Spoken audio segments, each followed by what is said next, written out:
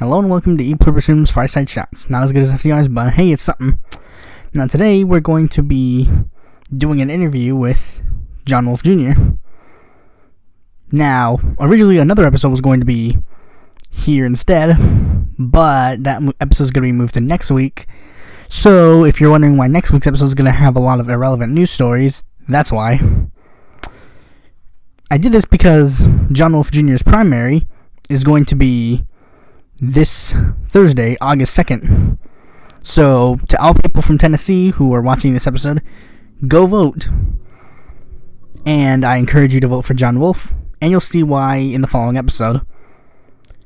Now, this is an uphill battle for a progressive such as John Wolfe, considering Phil Bredesen, who we'll be discussing in the interview, has already received endorsements from Senator Ron Wyden, Doug Jones, Tammy Duckworth, and Joe Biden.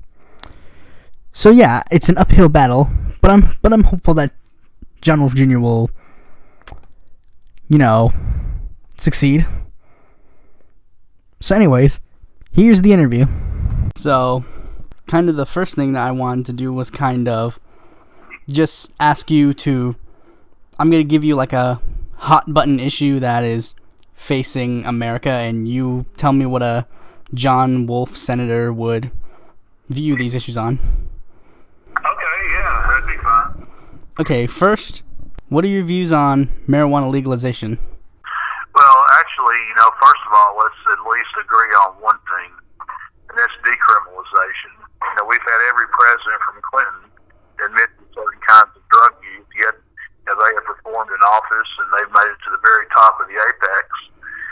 We shouldn't use marijuana use convictions and things like that, to keep people from gainful employment in the private sector or anything else, especially, when it was recreational and not the mark of some sort of disease or addiction. So, let's at least agree on that. Now, on legalization, I think the time has come to take that step and make this legal. Let's take organized crime out of it. Let's raise tax money by making it legal. Let's go ahead and regulate it, regulate the quantity, regulate the pricing, and let's get it where there's no drug territory to fight over. I mean, how many guns, how many deaths? I mean, just one single herb has caused a lot of grief in this country the last 40 or 50 years, and over what? It's a natural plant. It does have some psychologically altering effects, but then, so does Jack Daniels. We make that here all the time. Smirnoffs, they have vodka in Russia. We have liberty here in the United States. Let's let people make a personal choice about this. That doesn't mean that we don't treat people who have addictions just like we treat alcoholics. It doesn't mean that people who drive intoxicated because of marijuana won't be prosecuted or anything else. Though I must say a lot of times it makes people drive more slowly and take less risk than I think alcohol and some other temporary stimulants, I guess you could do. But, it's got all that aside. And I think the time has come to go ahead and make that change. I think that, it should be done and done quickly, done forthwith. Like I said, I've told many people, organized crime makes a lot of money off of this, and it's time to put them out of business, and the way you do that is to make a policy to legalize this. What are your thoughts on environmental protection? Where do I stand on environmental protection? Well, I think that's obvious. We have our candidate, or my competitor, I should say. He doesn't even say whether or not he believes in global warming. He hasn't addressed the first thing about the environment. It's really strange. But sure, every person who runs for office should be concerned. We see the rising water. We see the oceans that are acidic. We see the change in temperature. We see the lengthening of the seasons. I mean, the canaries in the coal mine The canary's been tweeting for a long time, and we ignore the canary at our peril, and so we need to start doing something. Yeah, I agree with that 100%. What are your thoughts on gun control? I think they should. I agree with the former president, now passed away, President Reagan. He said ban assault weapons. I say in 2016, ban assault weapons. The basic core right to gun control or to gun rights has already been affirmed by the Supreme Court in 2 rulings. One which forbids the federal people from interfering with the individual right, and the second case they decided it prevents or forbids the state laws from interfering with that right. It's a fairly guaranteed right at 2 governmental levels. So to me, the NRA is just engaging in wild scare tactics. They're trying to make their membership buy more guns and buy more memberships because they want to make people believe that this right is somehow in jeopardy when it's never been more secure. It wasn't even until the year 2010 or 11 that the federal courts interpreted the Second Amendment to give an individual the right to gun ownership. Before that, it was thought, and you can look at the 1937 Supreme Court precedent, it was thought that the right to possess a firearm was in connection with the well-regulated militia, which was essential to a free state. If you read the language of the Second Amendment, that's what the judicial interpretation was. So now, they have everybody afraid to vote for gun control. They basically control the Congress. They control the Supreme Court. They control most state governments. But yet they try to instill this near panic among Americans somehow or another in some way. And they've been doing it since Carter. Every Democrat since Carter was going to take your guns away. But you know what? It never happened. And it's not going to happen. It's just all scare tactics. The day of doom has never occurred, but it's been talked about. It's been put up there. But in reality, gun rights have never been more secure. As if I have to ask, what are your thoughts on healthcare? I think we need single payer within the existing Medicare framework. That's how it will be administered. All you have to do is expand it. Right now it costs Medicare, I think it cost them last year about $9.2 billion in administrative costs, but they delivered about $700 billion in services. That's what they delivered. So if you divide that out, that means that they're paying about 1.7 cents to deliver $1 worth of services. Now, you can expand that, and you can have some real savings. Medicare Advantage, for instance, is a privately run company, and it takes 17 cents in overhead for them to deliver $1 worth of services. Now, tell me what's more efficient. We're paying, if we're paying insurance companies, basically midwife health care, when we could be getting it directly through a single payer system. See? And so we're paying for huge administrative costs and things like that as an add-on to health care. And the add-on doesn't care about our health because what they're interested in is profit. That's what they're in business for. They're not in business to make people healthier. They're in the business of making money off people. They don't necessarily care one way or the other about the state of anybody's health. And in fact, with high deductibles like we have now, the high co-payments, things like that, a lot of people have to pay $5,000 or $6,000. You're discouraged, really, out of the care system from seeking to get better, you're basically discouraged from finding out what's wrong with you. I mean, the whole thing is just inverted to a terrible degree. We needed good health care, and the motive to make a profit are just incompatible. And other countries realize this. In Germany, they don't have 30 or 40,000 people die every year because of lack of access to health care. They don't have that in Finland. They don't have it in Norway. They don't even have it in Southern Europe. Only in the United States, the most advanced and supposedly the richest and wisest country in the world, only here do hundreds of thousands of people every year either die or go bankrupt due to lack of access to health care, to affordable health care. That's a national embarrassment. It should be in the media every day. Other countries wouldn't tolerate it. If this were the situation in, say, Copenhagen, Denmark, you see people in the streets every weekend.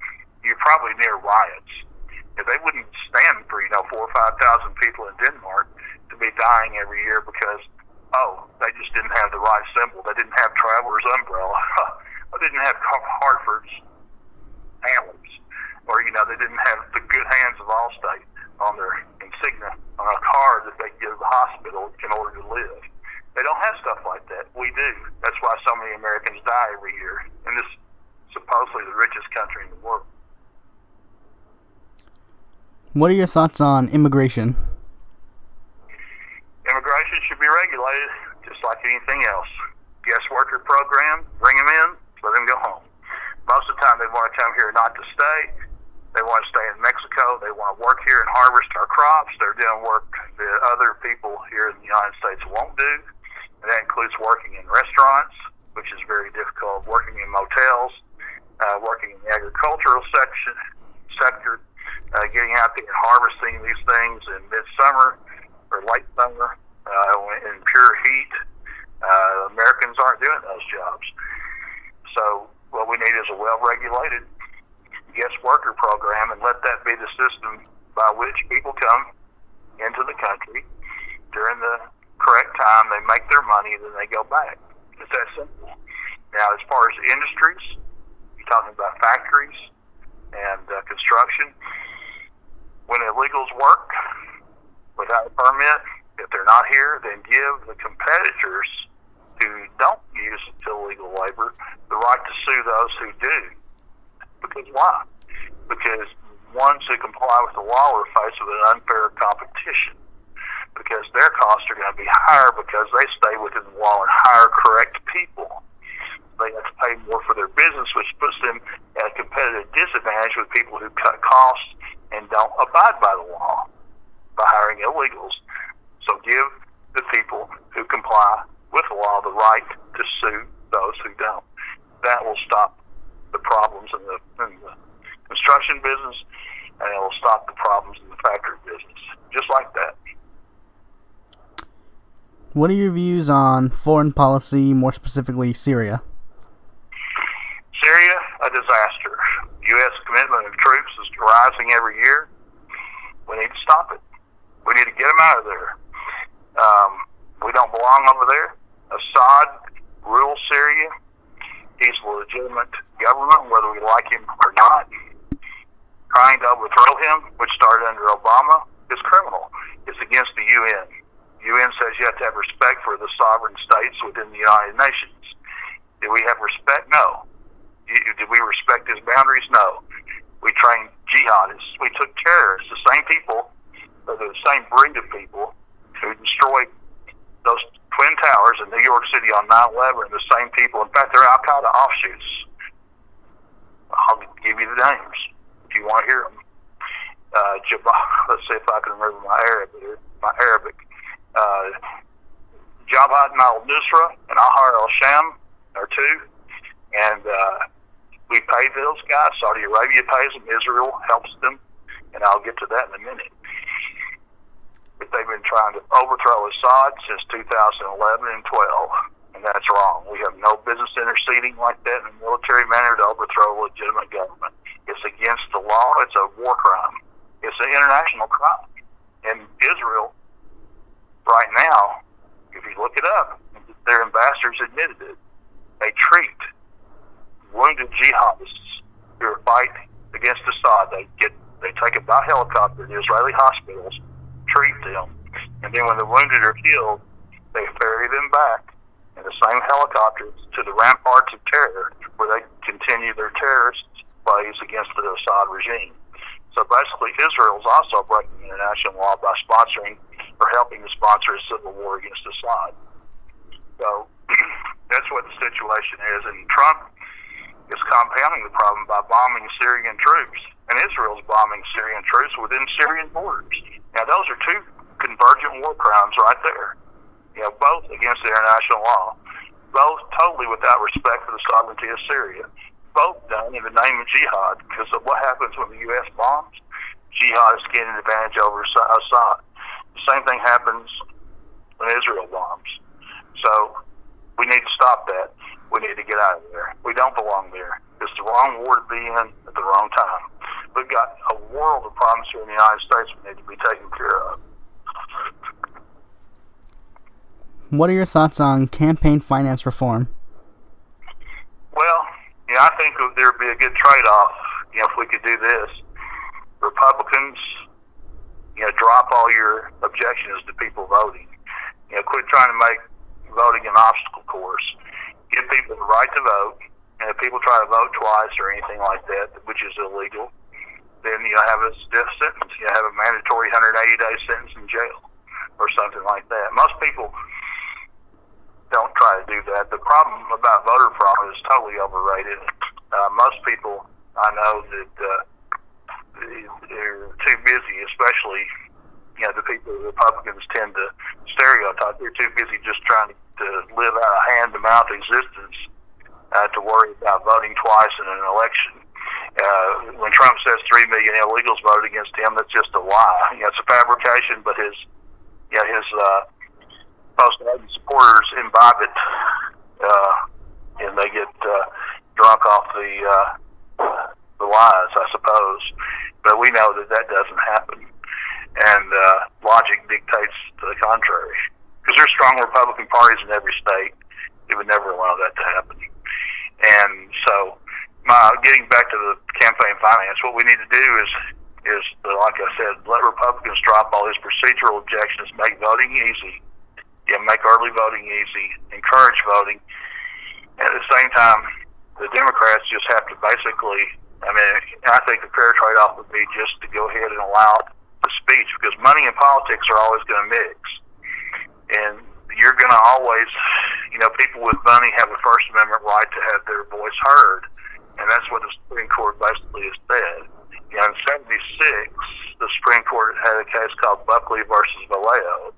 And the Supreme Court at that time declared the caps against individual candidates to be unconstitutional. A man can spend as much money as he wants to promote his own views. And so then, in 2010, the Supreme Court we have now extended that concept to a corporation, which is a person, and it's under law, and said, well, you have the same right. You can spend as much money as you want to promoting your own views, as long as you don't do it in conjunction with another campaign, The thing is this is a capitalist society. Money is going to find politics, and politics is going to find money. You're never going to stop it. But what I think the antidote is to open the voting. I think that's the fair exchange. And also have a government channel, or, make sure that every viewpoint gets heard. Be sure that, there's media available, and then you can spend government money to do that, to have all sides heard. Open up the process, open up the exposure to views, and just let the money flow where it will. Because I think people are wise enough to see at some point. Like, you take the people in Venezuela, when the Chavez won his election, he was always outspent. But the people there were wise enough to know, that despite the flood of propaganda on TV, they hadn't heard nothing but evil things about Chavez 24/7, because they were able to buy all the media, and he would still get 53 or 54% of the vote, because the people down there who don't have the formal education we have, who are a lot less well-to-do, were still able to perceive the difference. And so Americans certainly should do the same thing, I think. There needs to be an interest. And I think we could better organize our working class, too. It's really up to the Democrats to do more work at the grassroots, so that money won't make a difference. So that's what I would do. I think that would be the trade-off that would simplify everything. Because at some point, people can understand they're just being propagandized. And in reality, the reality of the economy, there's certain things that reality bites so hard. That whatever you hear on TV in terms of political propaganda, it'll never erase the reality that you have to endure. And so, to me, that's the logic, or that's the consideration behind what I think. What are your views on Russia? I think Mueller's investigation needs to continue. I think he needs to bring proof quicker than sooner than later. I think we need to have dialogue with Russia on questions like armaments. I think the Russian threat has been overblown by so-called liberals. Russia, I think, has a GDP 1/11th our size, or 1/9. They spend about 1/10 of what we do on military matters, maybe less. Russia doesn't have but 4 or 5 foreign bases. We have 898. Russia has a lot of poverty. Russia's just now getting over, kind of coming back as a country. What we can do if we want to contain Russia on computers and in cyberspace is to negotiate a treaty, just like we have on things like nuclear weapons, bombs, missiles, cruise missiles, troop locations, submarines, things like that, ICBMs, mid-range missiles. Well, let's negotiate on these computers, and let's negotiate a non-interference pact between Russia and the United States where both sides agree not to interfere in the other's election. Each side agrees not to interfere in the other's elections. We interfered in the Russian election in 1996. Boris Yeltsin is on the cover, I think, of the Time magazine. July 14th, 1996, he's draped in red, white, and blue. And inside that cover, you'll find people in the United States bragging about how they financed and strategized on Yeltsin's behalf and turned him into an electable figure. And he did win that year. He came back and won after his popularity had dropped to about 10%. And it was because of our money and what we did. We came in, pumped up the Russian economy, made him seem like a sympathetic figure, got him more bank loans, gave him strategists, gave him campaign money. And the end result was we got our puppet back in power. And, in 2011, Hillary Clinton went around Russia and tried to make Putin illegitimate and protested some of the things that were basically the business of Russians.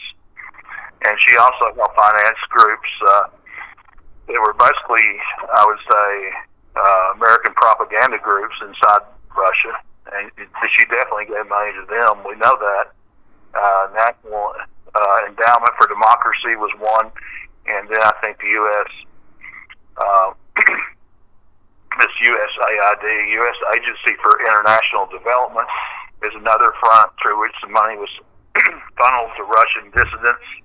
And, of course, she called Putin Hitler, called him a man with no soul, even though he is a Christian and espouses the Greek Orthodox belief. So that's the sort of thing, back and forth. It's better to avoid. We're the only two nuclear superpowers. Russia and the United States have 90% of the nuclear weaponry. Only Russia and the United States have the power to destroy the world. So it's time to stop all this posturing, moral preening, and get down to the business of making the world survivable. Let's limit some of these deployments of nuclear weapons. Let's draw them back from so close to the Russian border. Let Russia draw its missiles back from the NATO borders. And let's try to get along. The survival of the world depends on it. What are your opinions on Trump Supreme Court nominee Brett Kavanaugh? I haven't really had a chance. I've been so busy to check his record out as thoroughly as I might. If I were in the Senate, I think I would probably vote against him. I'd like to look for a reason to vote for him. But, it seems to me like he's sort of, his decisions seem to indicate that he wants to invest more power in the government. He's not a friend of civil liberties. He is a friend of corporate America. He's a friend of the 1%, the people that own 40% of the wealth in this country. I think that he would probably, his philosophy would lend to certain decisions. I think it would not advance the cause of the ordinary American. I think that his nomination, I would look for a reason to vote for him if I could, but I just don't see one as of this time. What are your views on NSA surveillance? It needs to stop. Edward Snowden did us a favor. James Clapper lied in 2013 in front of the Congress. He was sworn in. The guy from Oregon, I think Wyden, asked him a question. He asked him, he said, "Are we under surveillance? Does the government tape our Facebook? Does it harvest our emails? Does the government record our telephone conversations? Does the government monitor them? Does the government put down the numbers, the origin numbers and the destination numbers of every phone call?" And he said no. And then he lied under oath. Okay. 8 days later, Snowden comes out. That's what prompted Snowden's disclosures. Snowden came out and wiped the slate clean of all the lies Clapper told Congress. And so to avoid perjury charge, Clapper had to come back and recant. He basically had to retract and repudiate what he said under oath in front of Congress. And what happened? Nothing. Did he get prosecuted? No. Obama prosecutes truth tellers. He prosecuted truth tellers and let the liars go. Same thing about the Iraq War. People that blew the whistle on that. Obama prosecuted some of them. Guys like John Kerry, that talked about different things pertaining to the military. Maybe not particularly the Iraq War, but he was prosecuted by Obama. Another guy was General Richard Cartwright. He was prosecuted under Obama for telling the truth about Obama's war crimes. What were Obama's war crimes? Well, he attacked Iran, a country we're not at war with the Stuxnet. They call it the Stuxnet virus, Stuxnet. That ruined a lot of the scientific technology or some of the machinery there in Iran, but quite a bit of it. And a New York Times reporter badgered General Cartwright as to whether this actually happened. People already suspected. He just sort of gave a nod or didn't disagree with the reporter when the reporter kept prodding him. And so for that, Obama had him indicted. Of course, Obama eventually pardoned General Cartwright, who used to be on the Joint Chiefs. And to me, he did a service to all Americans by just stating the obvious. Obama committed war crimes. And so is Obama the guy who committed the war crime of computer attacks? Is he in jail? No. But Cartwright was indicted for telling the truth about a war crime. And that is because the Pentagon itself will tell you that an attack on Americans' computers is considered to be an act of war. And so this very same thing applies when we attack someone else's computer systems.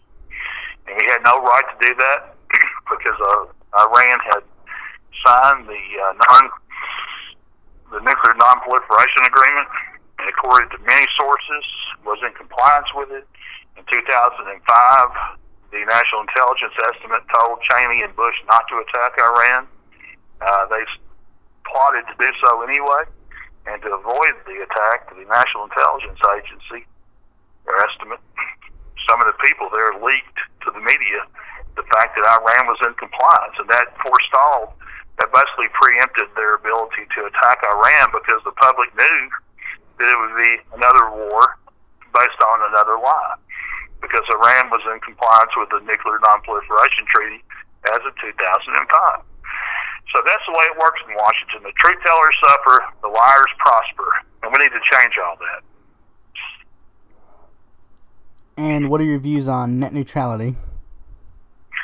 100% for it.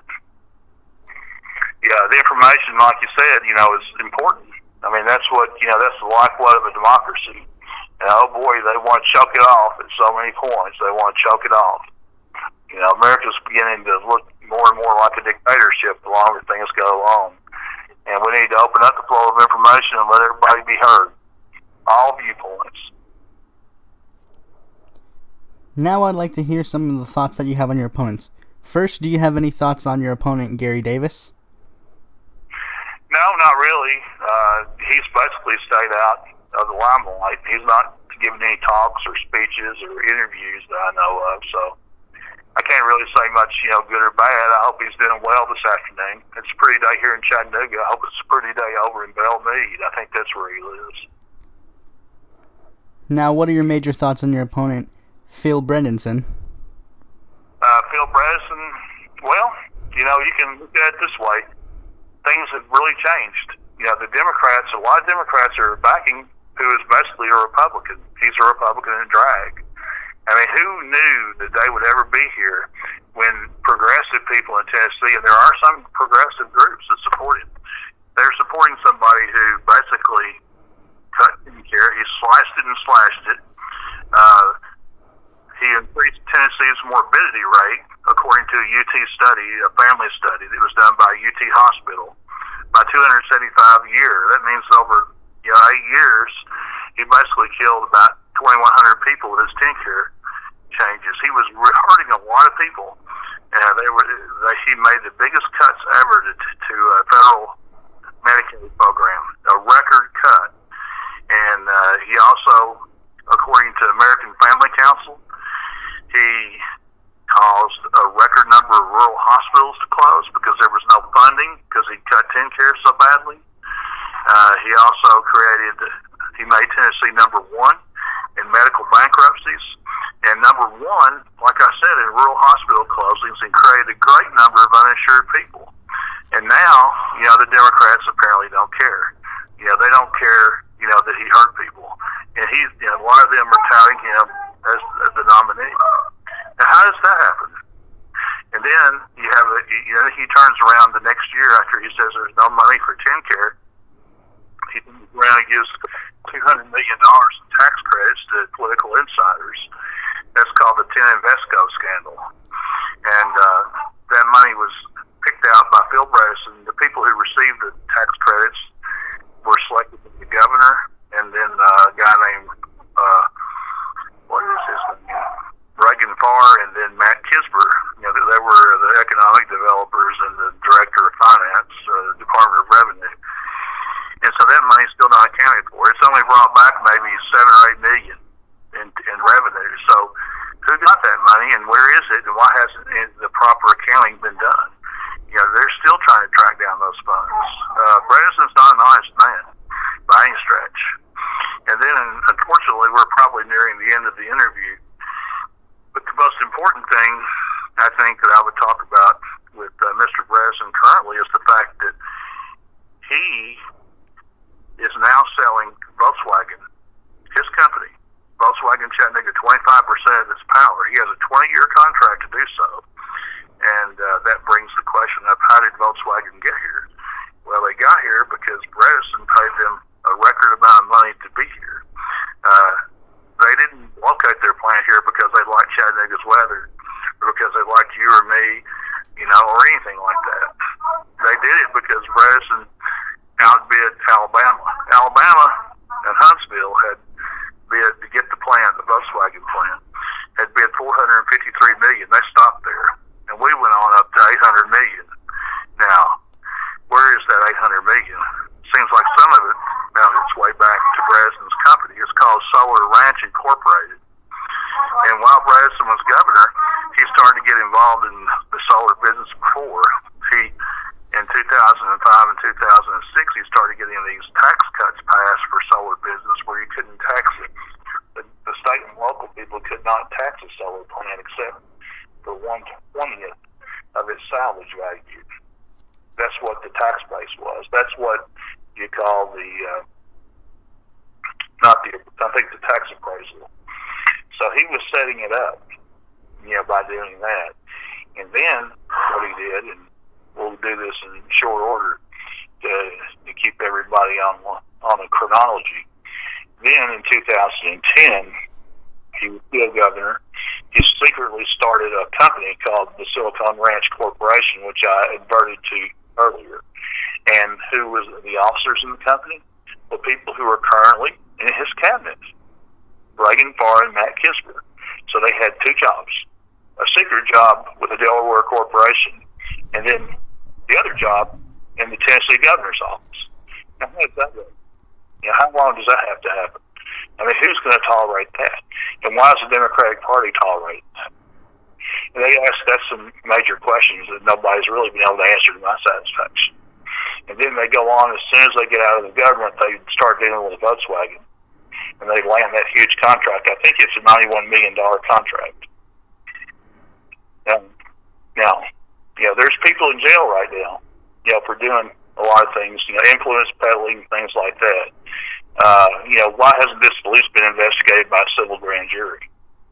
I mean, this is one of the most rankest, the most callous, the most brazen form of corruption I've seen in a long time not to even be looked at.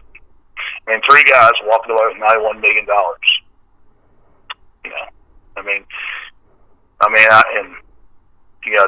That's not my idea of how government's supposed to work. If I'm elected, something like that, it wouldn't even be conceivable. I mean, this is just one of the most awful things I've heard of. Anything else you want to elaborate on that you haven't been able to say so far?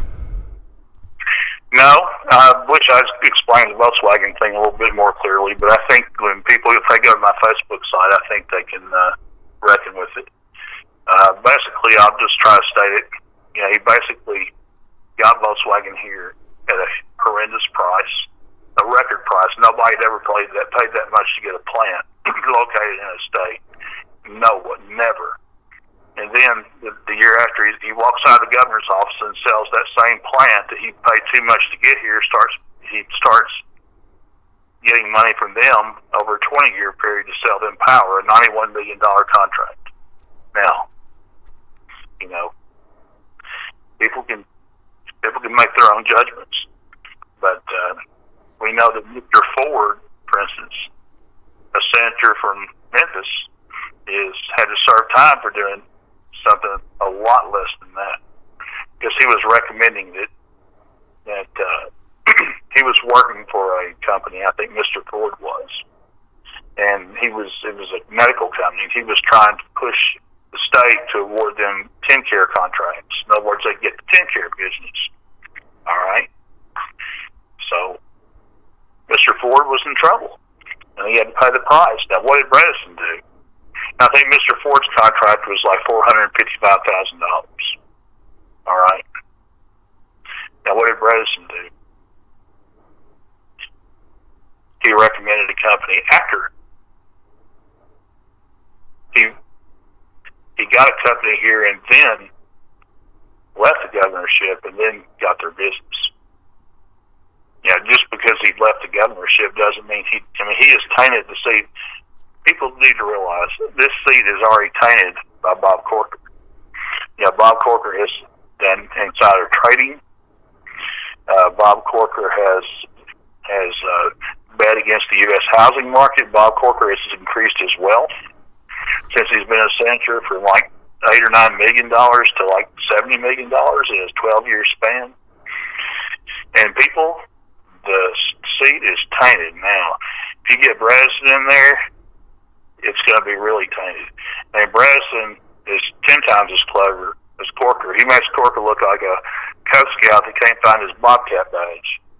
I mean, that's how much smarter Bredesen is. And he will rip this state off, and he's not to be trusted. And I don't know why Democrats are rallying around somebody that doesn't even believe in democratic principles and is corrupt. I mean, this is just an amazing phenomenon.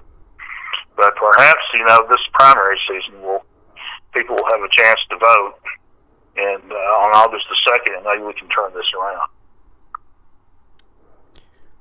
One more thing before I let you go. What give the people of Tennessee some kind of statement to explain why you believe you're truly the better candidate than Bredesen? Well, because I'm from the people. I've worked my way up. From being a sack boy to being a guy who hauled cotton lats in a foundry, to working, to working in a restaurant, to doing a little bit of construction work, doing lawn work. I mean, you name it, I've done it. I've become a lawyer on my own, not from a wealthy family, did it myself. and helped a lot of people along the way. I believe in civil rights. I've got a record of believing in civil liberties. I believe that people should be protected from the worst calamities. I think that sickness and old age and disability are something the government needs to assist people with. And I think in the richest country in the world we can do this. And I'm committed to doing it. And Phil Bredesen is committed to one thing, and one thing only. And that's Phil Bredesen. This man's, rushing 80 years old. He's getting to the point where he's pretty old. And he's already made $1 billion. If you elect him this year, by the time he's in his mid-80s, he'll have $2 billion. And that's what he's going to do. I mean, if you look at where he's giving speeches, it's to these scientific places. He's going to a lot of solar energy places, to technology places, because that's where his money is.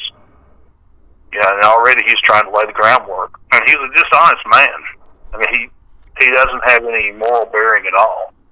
I mean, he killed, at least 2,000 or 3,000 Tennesseans. And then the bad thing about that was that he bragged about it. He'd go to governor conferences and say, well, I hold the record for slicing federal Medicare. I made the big cutbacks when people had to be cut. I did it,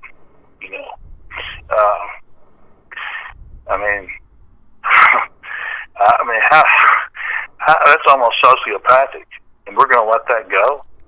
I mean, it's time for a change. I mean, people need to elect people that aren't going to rip them off. But in Tennessee, we have a habit of doing that. Alexander, he couldn't even pay his paper boy back when he lived in Alcoa. And he worked for Nixon, I think, back when he was like 20 or 30 years old. Didn't have much money. And then became governor of Tennessee and traded, did some insider trading on some prison stocks. And now, this guy who's never held anything but a public job now is worth $55 million. Bredesen's worth $1 billion. Corporate worth about $75 billion. And, people in Tennessee, I mean, this is almost, it's a problem. People need to elect people that are going to help them instead of helping themselves.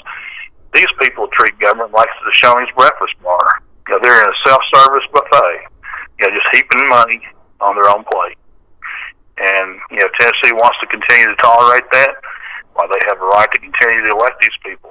I hope that they'll change. I hope Tennesseans will change what they look at and what their priorities are and what their expectations are of the people that they elect to office. Thanks for coming back on the show, John. It was nice talking to you. Well, thank you, and we look forward to hearing the tape, and I'll go ahead and hang up and try to get my voice back. Before we go, just want to say this. I wish you luck on your run.